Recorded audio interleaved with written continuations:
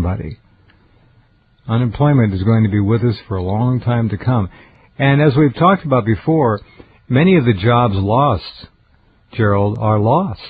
They're gone. They're not coming back.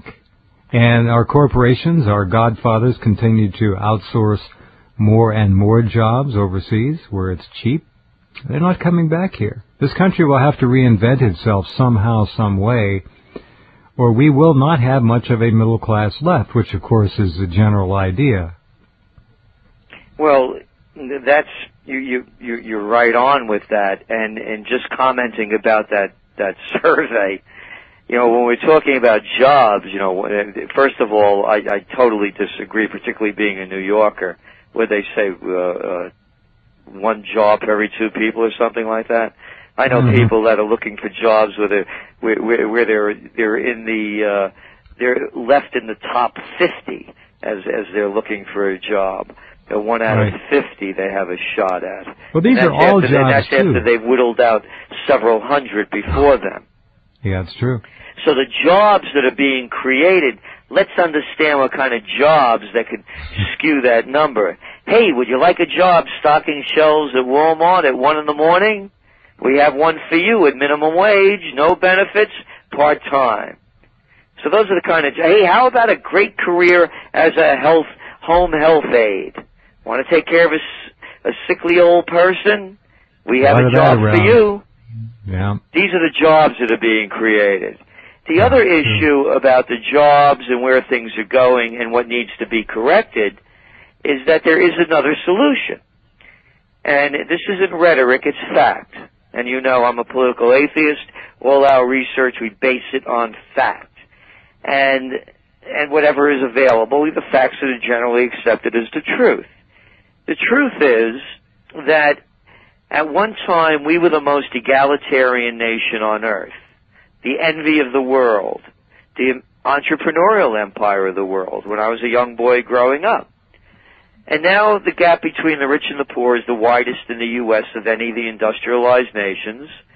And as you mentioned earlier about them sending our jobs overseas and destroying the economy so that they can make more money by exporting the goods to be made by cheap labor and no tax places, and then bring it back to here and sell it at a higher markup. So when was America the strongest? What was the model? Well, the model was nobody cared about Wall Street. We had Main Street. Nobody cared about Walmarts. We had mom and pops. We had factory farms. No, excuse me, we had family farms, not factory farms. Family businesses, family farms. Exactly, and we didn't have the Monsantos you were talking about. We had organic. That was the model when America was at its peak. A renaissance is a rebirth. We're saying, let's bring it back to that. The way you get it back to that is you have to stop the too big to fails. They have to fail. We have to break down the government from a big federal government telling the I mean, could you imagine Nancy Pelosi, Barney Frank, Christopher Dodd, Mitch lost his brains McConnell, Joseph Joey Fatmouth Biden, Hillary know-it-all Clinton telling us what's good for us? How could any adult listen to these people? So in going back to the model of Main Street, mom and pop, family farm, and organic, we need to go back to local, community, states' rights. It's not a dirty word. We're not talking about slavery here. We're talking about exercising our inalienable rights to preserve our brains rather than letting them be destroyed by the idiot emperor that we had before, Bush, and this song and dance man we have now, Obama. Yeah, I'd call him Bojangles, but I don't want to insult a great artist. Here's another one. As Gerald knows, and as most of you know, they want Americans to eat poison food. The huge Monsanto Corporation, all of them. These foods that they're offering are poison. They are truly toxic. There's no question. No argument whatsoever. The war against organic food, Gerald, is taking on really enormous proportions. There was a major story I've got up in featured stories. It was in The Guardian and The Observer, two major newspapers online, and of course they're printed in the UK. Get this one. Now I got to read this to you because it's too much. Eating disorder charities are reporting a rise in the number of people suffering from a serious psychological condition characterized by an obsession with healthy eating. This is no joke. The condition, known as orthorexia nervosa, affects equal numbers of men and women, but sufferers tend to be aged over 30, middle class, and well-educated. The condition was named by a California doctor, Stephen Brotman, in 1997, and is described as, quote, a fixation on righteous eating, end quote. It'd be interesting to see how many who's paying him off, if he got any money. Well, I would say, here's the kicker. This is a quote, I am definitely seeing significantly more orthorexics than just a few years ago, said Ursula Philpott, chair of the British Dietetic Association's Mental Health Group.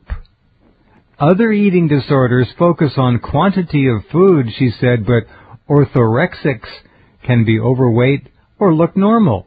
They are solely concerned with the quality of food they put in their bodies, refining and restricting their diets according to their personal understanding of what foods are truly pure. And finally, she said, orthorexics commonly have rigid rules around eating, refusing to touch sugar, salt, caffeine, alcohol, wheat gluten, yeast, soy, corn, and dairy foods. That's just the start of their diet restrictions.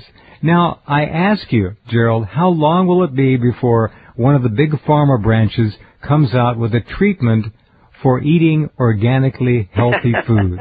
What was her name? Ursula Crackpot? That's it.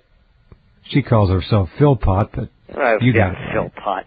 Yeah, I would like for her to come over and talk and tell me this face to face.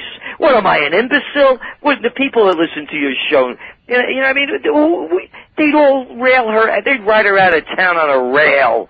What is she talking about? This is the kind of stupidity, by the way, that they keep pushing out there. But it's not going to make any difference. The revolution, the Second American Revolution, has begun.